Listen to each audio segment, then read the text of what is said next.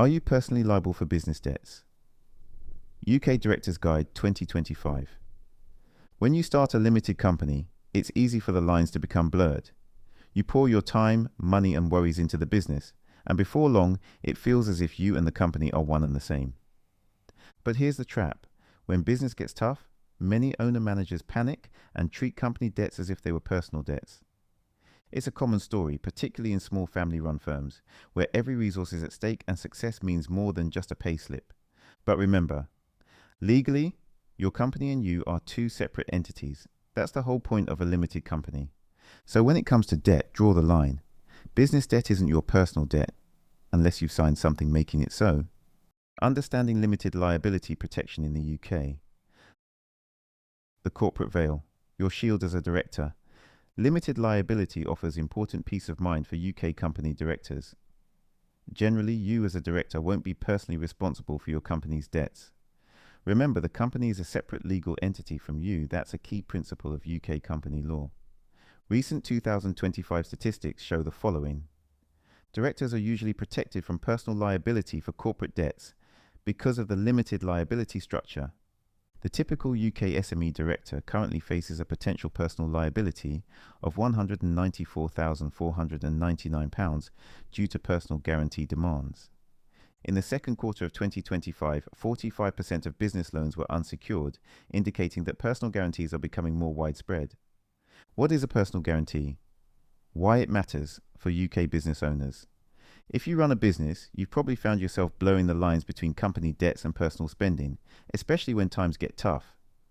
Maybe you've told a creditor you can't pay the business loan this month because your personal mortgage is overdue. But here's a vital truth. Your company's debts and your personal debts are legally separate unless you've signed a personal guarantee. And here's the surprise. Most UK business owners we speak to can't honestly say whether they've signed personal guarantees or not. So what exactly is a personal guarantee and why does it matter? Let's break it down. Personal guarantees, when limited liability disappears. When it comes to borrowing, having personal guarantees attached to the business means you will assume legal personal responsibility if the company cannot pay the debt. This situation involves a significant personal risk, highlighting how easily the lines between business and personal debt can become blurred. Recent UK data highlights just how common personal guarantees are nowadays. It's interesting to see how many people rely on them. In late 2023, 34% of small businesses applied for loans specifically to cover daily expenses, with most requiring personal guarantees. Personal guarantee insurance applications rose by 3.2% year-on-year in 2025, highlighting a growing awareness of the risks. In 2023, the Federation of Small Businesses shared concerns about how the increasing need for personal guarantees is impacting business growth. If you're a company director and unsure whether you have any personal guarantees for the business debts, it's crucial to find out immediately. Clarifying this is important because it directly impacts how you can manage the debt. We'll address this later. What to say to creditors when you can't pay? Here's an example of what typically happens time and time again, and more importantly, what not to do. John's costly mistake. A case study. John Rogers, a business owner facing difficulties, contacts his creditors to explain his situation. He sends a letter stating he can only make a small monthly payment towards his debt. However, John makes a key error. He reveals that a personal incident has affected him, leading to a decline in his business revenue.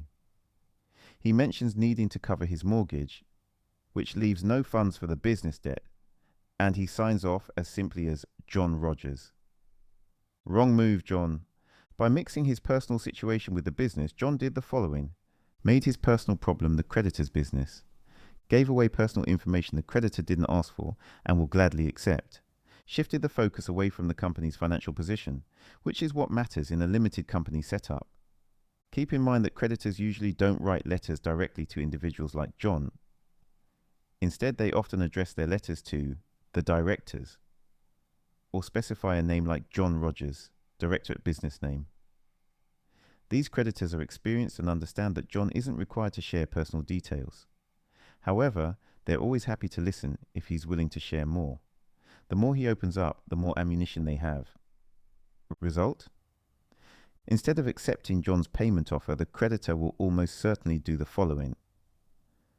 Demand full business financial information. Statements, accounts, cash flow. Possibly use John's personal disclosures to pressure him for further payments.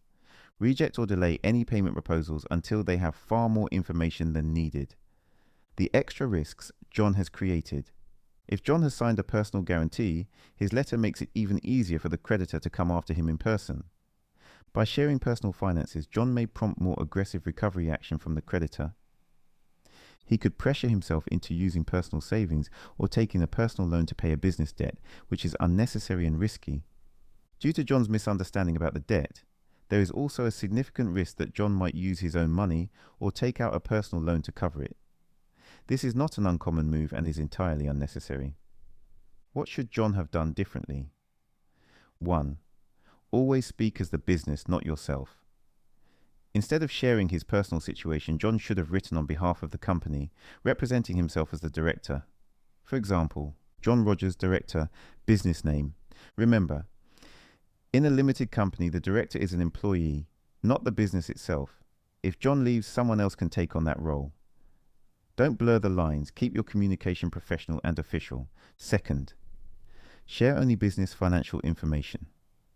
John should have focused solely on the business's financial issues and left his personal story out altogether. The company's income, expenses, and challenges are what matter to the creditor. What John does with his salary or how his personal finances are going is irrelevant to the company's obligations. Treat business and personal finances as two entirely separate entities.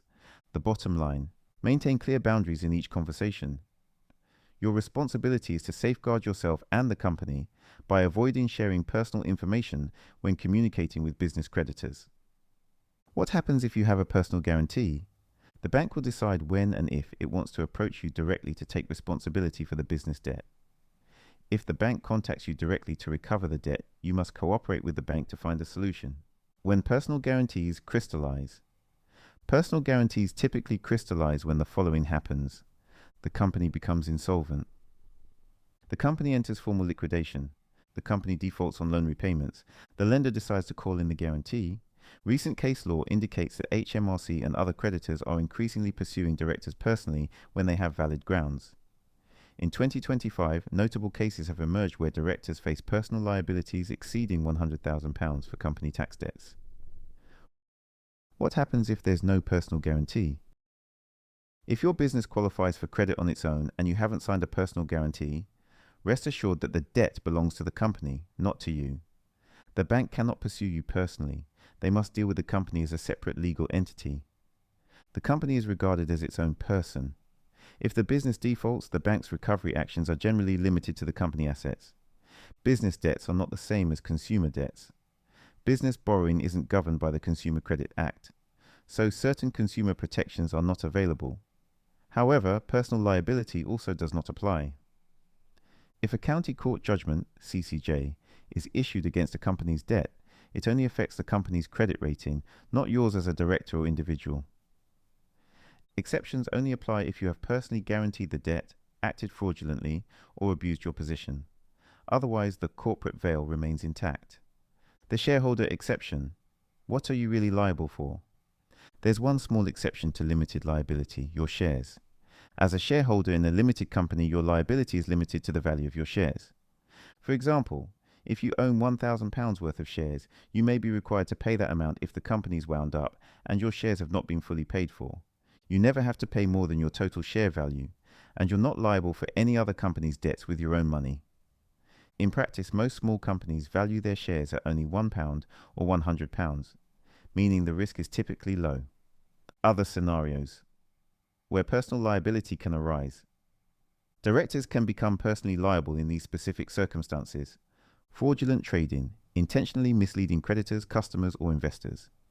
Wrongful trading, continuing to trade when you knew the company was insolvent. Overdrawn directors' loan accounts. If your personal drawings exceed what you've lent the company. Breach of fiduciary duties. Failing to act in the company's best interests. Personal use of company funds, particularly money owed to HMRC for taxes. Recent enforcement statistics show the following. Her Majesty's Revenue and Customs is pursuing directors more aggressively for tax debts.